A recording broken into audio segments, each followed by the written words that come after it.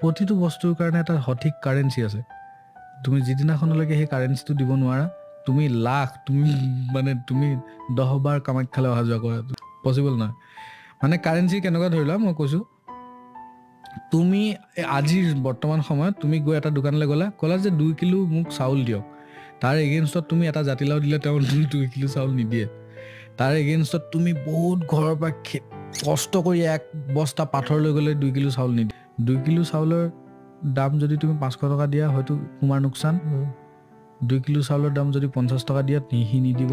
তো তাৰ এটা একজেক্ট কাৰেঞ্চি আছে মানে 2 কিলো চাউলৰ দাম 100 টকা সেই 100 টকাটো দিব লাগিব তুমি তেতিয়া সেইটো এচিভ কৰিব পাৰিবা তেনেকৈ লাইফতো মানুহে যিটো বিচাৰে তাৰ এটা সঠিক কাৰেঞ্চি আছে সেই কাৰেঞ্চিটো দিব পাৰিলে মিলেগা। ভিডিঅ'টো চাই কেনেকুৱা পালে কমেণ্ট কৰি জনাব আৰু লগতে চেনেলটো ছাবস্ক্ৰাইব কৰি দিব।